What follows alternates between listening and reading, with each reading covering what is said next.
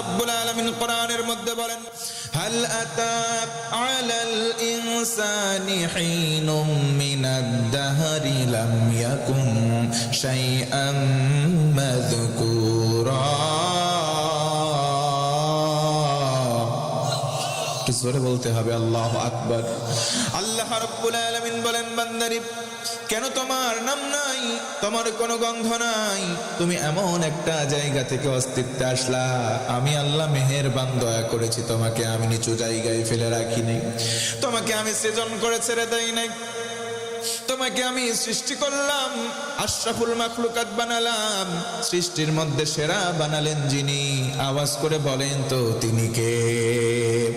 আল্লাহ রাব্বুল আলামিন আরো বলেন, ওয়ামা খালাকতুল জিন্না ওয়াল ইনসা ইল্লা লিয়াবুদুন।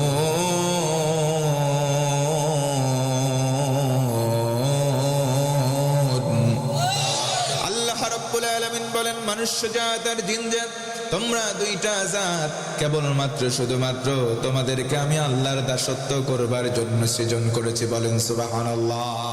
আমার বন্ধুগণ মনোযোগ বাড়ায় দেন। কেউ যদি আল্লাহকে ভয় করে সে কখনো গোপনে পাপ করতে পারে না, এমনকি প্রকাশ্যেও কোনো পাপ করতে পারে না। যার কলিজার মধ্যে আল্লাহর ভয় নাই, ও মুসলমান, সেই ব্যক্তি গোপনে গোপনে পাপ করে। আমার যুবক যুবতী ভাই বোনেরা, স্কুল কলেজে লেখাপড়া করে, মোবাইলের মেসেঞ্জার হোয়াটসঅ্যাপ ইমো চালাই, সেখানের মধ্যে অনেকে মাহফিলে বসে বসে তাদের সঙ্গে চ্যাটিং করে, আছে না নাই? আপনি এমন গুনাহ করতে পারেন না, কারণ আপনার কলিজার মধ্যে যদি আল্লাহর ভয় থাকতো আপনি এটা করতে পারতেন না। আপনি বুঝে নেবেন আপনার কলিজায় আল্লাহর ভয় নাই, তার মানে আপনি মুত্তাকি হতে পারেন নাই। আপনি যদি মুত্তাকি হন, আপনি যদি আল্লাহ ভীরু হন, আপনি যদি পরহেজগার হতে পারেন, আপনার ভেতরে এই সমস্ত গোপন পাপ থাকবে না। এই জন্য ভাইরা দেখি, বলেন তো দেখি, আল্লাহ রাব্বুল আলামিনকে ভয় করবার দরকার আছে না না? এ যুবক, তুমি রাত্রিবেলা ঘুমিয়ে আসো, তোমার সকাল নাই, দুপুরে বেলা ওঠো, আমি তোমাকে এই কথা দৃঢ়তার সঙ্গে বলতে পারি, তোমার যদি ঘুম ভাঙে তোমার জন্য সকাল, আর যদি তোমার ঘুম না ভাঙে সেটা হবে পরকাল। কথা বলেন ঠিক কিনা? এই জন্য নামাজ, জোরে বলেন তো কয় ওয়াক্ত পড়ব? কিন্তু 5 ওয়াক্ত নামাজই নাই। ও আমার মুসলমান ভাই, একজন মুরব্বী গিয়ে বলবেন, মুরব্বী বলেন তো মাগরিবের নামাজ কয় রাকাত? মুরব্বী বলবে, নামাজ কয় রাকাত কেমন করে জানি, কোনোদিন তো নামাজই পড়ি নাই। মুরব্বীকে আপনি পাল্টা প্রশ্ন করলেন, শুনবার মুরব্বী, তুমি নাকি একটু জমি কিনলা ওই বিলের মাঠে? মুরব্বী বলবে, কিনছি মানে জমির দাগ নাম্বার এত, খতিয়ান নাম্বার এত, পর্চা নাম্বার এত, আর এস রেকর্ড নাম্বার এত, এস রেকর্ড নাম্বার এত। নবীজি কোরআনের দাওয়াত দেন, নবীজি কোরআনের দাওয়াত দেওয়া শুরু করলেন। একদল মানুষ নবীর হাতে হাত দিয়ে কালেমা পড়ে মুসলমান হয়, আর একদল মানুষ নবীজিকে পাগল পাগল আখ্যা দিয়ে নবীজিকে দূর দূর করে তাড়িয়ে দেয়। একবার আকাবার শপথ যখন সংগঠিত হলো, নবীজি কোরআন নিয়ে বসে আছে, তেলাওয়াত করেন। কাফেররা সিদ্ধান্ত নাই, বাইরে থেকে যারা আসবে ওই মেহমানদের কাছে আমরা গিয়ে বলবো, আমাদের এলাকায় একটা পাগল আছে, নাম তার মুহাম্মদ, তার কাছে যাবেন, আছে কি বলে সেটা তোমরা শুনবা না। মনে মনে গিয়ে এলান করে দিল, আমার এলাকায় একটা পাগল আছে, নাম তার মুহাম্মদ। নাউজুবিল্লাহ পড়েন। নবীজিকে বলা হলো পাগল। ওই লোকেরা যখন বিদেশ থেকে এসেছে সিদ্ধান্ত নিল, কি এমন বলে, পাগল আছে তো আছে, আমাদের বলার কি দরকার? পাগল যখন আছে, পাগল কম সম পাগল নাই, পাগল বড্ড পাগল।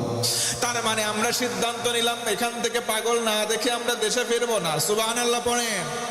পাগল দেখতে হবে, সিদ্ধান্ত নিল পাগল দেখব, কারণ মেডিকেল সায়েন্স বলে নিষিদ্ধ জিনিসের প্রতি মানুষের আকর্ষণ বাড়ে। আপনাদেরকে যদি বলা হয় পেছনে তাকায়েন না, কি যেন দেখা যায়। অনেকে বগলের নিচ দিয়ে এমন করে তাকায় দেখবে, দেখি তো হুজুর কেন তাকাইতে না করলো, কথা বলেন ঠিক কিনা? ওরা সিদ্ধান্ত নিল পাগল দেখবো, তারপরে বাড়ি ফিরবো। আল্লাহু আকবার। সিদ্ধান্ত নিয়েও তারা কানের মধ্যে আঙ্গুলি দিয়ে পাগল দেখতে চলে গেছে। দ্বিপ্রহরের সময় আল্লাহর রাসূল মরুভূমির মধ্যে উত্তপ্ত বালির একটা কোণায় বসে কোরআনে কারিম তেলাওয়াত করেন। আল্লাহ রাসূলকে দূর থেকে দেখে, একবার সূর্যের আলোর দিকে তাকাই, নবীজির চেহারা মোবারকের দিকে আরেকবার তাকাই। জায়গায় দাঁড়িয়ে তারা বলতে বাধ্য হয়, কি সুন্দর চেহারা! নবীজির চেহারা মুবারকের কাছে সূর্যের আলো যেন অম্লান হয়ে যায়। ওই জায়গায় দাঁড়িয়ে তারা সিদ্ধান্ত নিল, কি রে, পাগল যদি হবে মাথার চুলের মধ্যে থাকবে চট, পরনে থাকবে সালা কিংবা চট, কিন্তু কিছুই নাই। এত সুন্দর পাগল আমাদের জিন্দেগিতে আমরা দেখি নাই। এ পাগল দেখি ঠোঁট নড়াই, গুনগুন করে কি গান গাই, পাগলের গান শোনা দরকার। কানের ভেতর থেকে হাত তুলে ফেলে পাগলের গান শুনবে। জায়গায় দাঁড়াই, আমার নবীজি যার উপরে কোরআন নাজিল হয় তার পবিত্র জবানে মুবারক দিয়ে কোরআনের তেলাওয়াত জোরে বলুন সুবহানাল্লাহ। তাহা মা আনজালনা আলাইকাল কুরআনা লিতাশকা। নবী, কোরআন এই জন্য নাজিল করি নাই যাতে আপনার ভাগ্য নষ্ট হয়ে যাবে না, বরং কোরআন দিলাম আপনার ভাগ্যটাকে সুমহান বানাবো। জোরে বলুন সুবহানাল্লাহ। নবীজির জবানে মোবারক থেকে কোরআন তেলাওয়াত শুনল। জায়গায় দাঁড়াই, কান দিয়ে শুনে, কানের মধ্যে থাকে নাই, কান দিয়ে তেলাওয়াত প্রবেশ করেছে, সরাসরি তাদের কলিজায় আঘাত এনেছে, চোখ দিয়ে পানি পড়া শুরু হয়ে গেছে। আরে এত সুন্দর গান তো আমরা জিন্দেগিতে শুনি নাই। আমার মুসলমান ভাই, এত সুন্দর গান জিন্দেগিতে শুনে নাই। জায়গায় দাঁড়িয়ে ধর্মের বুকে লাথি মেরে বলে, মুহাম্মদ, এক সেকেন্ড দেরি করবো না, কালেমা পড়িয়ে দাও।